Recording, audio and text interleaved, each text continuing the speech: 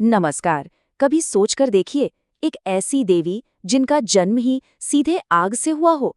आज हम माँ ज्वालामुखी की उसी अद्भुत और शक्तिशाली कहानी को जानेंगे, जिनकी शक्ति उस अनंत ज्वाला से आती है जो आज भी एक रहस्य की तरह जल रही है।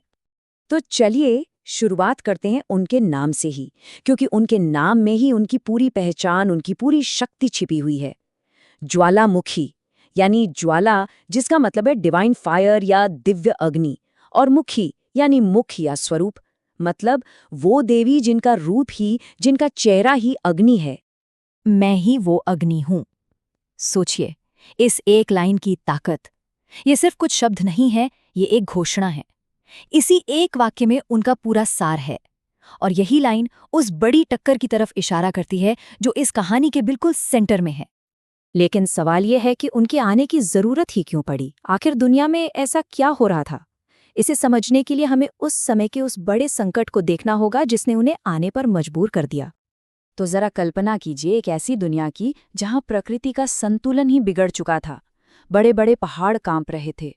जमीन के अंदर की जो ज्वालामुखी की आग थी, वो बाहर निकलने की बजाय अंदर ही अंदर घुट रही थी। और ठीक उसी समय धरती के गर्भ में असुर अपनी काली ताकत बढ़ा रहे थे। मतलब एक ऐसा संकट था जो पूरी दुनिया को निगल सकता था। और इस पूरे अंधेरे का जो लीडर था, वो था गर्भासुर। उसका मकसद कोई छोटा मोटा नहीं था। वो पृथ्वी की जीवन ऊर्जा, उसकी आत्मा को ही निगल जाना चाहता था, ताकि हमेशा के लिए अंधेरा फैल जाए। अब जब देवताओं ने देखा कि बात हाथ से निकलती जा रही है, तो उन्हें ये एहसास हुआ कि इस खतरे से निपटने के लिए कोई साधारण शक्ति काम नहीं आएगी। वो समझ गए कि इसे सिर्फ और सिर्फ शुद्ध दिव्य अग्नि से जन्मी शक्ति ही रोक सकती है। और बस निराशा के इसी पल में पौराणिक कथाओं के सबसे ड्रामेटिक एंट्रेंसेस में से एक होता है। जब सारी उम्मीदें खत्म होने लगती हैं, तभी तो एक नई शक्ति जन्म लेती है ना? तो जब सारे देवताओं ने मिलकर प्रार्थना की, तो उनकी पुकार सुनी गई। एक पवित्र पहाड़ अचानक जैसे वही ब्रह्मांड का केंद्र बन गया। उसकी चोटी से एक ऐसी जबरदस्त रोशनी निकली जिसने पूरे आसमान को चीर कर रख दिया। और उसी रोशनी के बीच से आग के एक घूमते हुए गोले से खुद देवी प्रकट हुईं। एक ऐसी शक्ति जिनका हर अंग आग का ही एक रूप था। उनकी आंखें लाल, सुनहरी और तेज थीं। उनके बाल मानो शुद्ध आग की लपटें हों, और उनका पूरा शरीर आग की एक दिव्य रोशनी से चमक रहा था। तो अब मंच तैयार है। एक तरफ है अंधेरा जो सब कुछ खत्म कर देना चाहता है, और दूसरी तरफ है आग से जन्मी एक नई शक्ति। अब देखते हैं इस महाटकराव में होता क्या है। और मजे की बात यह है कि लड़ाई की शुरुआत हथियारों से नहीं, बल्कि शब्दों से होती है।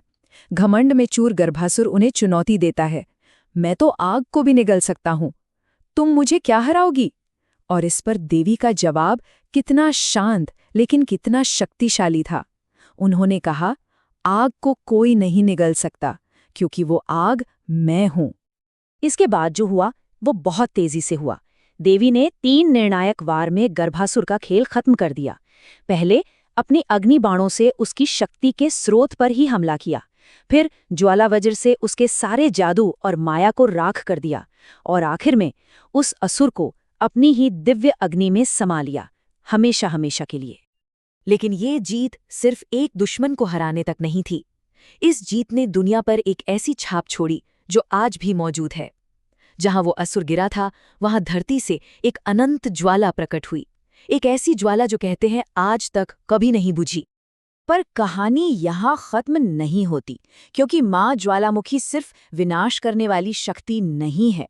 यहाँ हम उनका एक दोहरा स्वरूप देखते हैं। वो एक तरफ एक भयंकर योद्धा हैं, तो दूसरी तरफ एक रक्षा करने वाली माँ भी।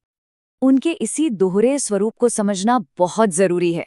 उनकी आग सिर्फ जलाने के लिए नहीं है, बल्कि ये आग है शुद्धि की, साफ सफाई की। सोचिए, एक तरफ यही आग बुराई को जलाकर राख कर देती है, और वही आग अपने भक्तों के लिए एक सुरक्षा कवच बन जाती है। तो अब इस बड़ी ब्रह्मांडीय कहानी को अपने व्यक्तिगत आध्यात्मिक जिंदगी से जोड़कर देखते हैं, क्योंकि इसका असली मतलब वहीं छिपा है। देखिए, ये पूरी कहानी एक प्रतीक है। हमारे अंदर की ताकत के लिए। हम सबके अंदर भी तो एक ऐसी ही चिंगारी है ना? माना जाता है कि उनका स्मरण करने से ही अंदर की नकारात्मक ऊर्जा खत्म होती है, डर दूर होता है और आत्मविश्वास जागता है। और सबसे बड़ी बात, हमारे अंदर की सोई हुई शक्ति, जिसे ज्वालांतर कहा गया है, वो सक्रिय हो जाती है। तो इसका मुख्य संदेश क्या है? असली मतलब ये है कि उनकी शक्ति का आवाहन करना, मतलब अपनी जिंदगी की मुश्किलों को, बाधाओं को अवसरों में बदलना। ये वो शक्ति है जो मुश्किल से मुश्किल हालात को पिघलाकर एक नया रास्ता बना सकती है। और इसीलिए ये हजारों साल पुरानी कहानी आज भी हमें एक बहुत गहरे सवाल के साथ छोड़ जाती है। आखिर हमारे अंदर वो कौन सा अंधेरा है जिसे एक ऐसी ही दिव्य ज्वाला से रोशन किया जा सकता है? ये सवाल हम सबके भीतर मौजूद उस अनंत शक्ति के बारे में है जो बस जागने का इंतजार कर रही है।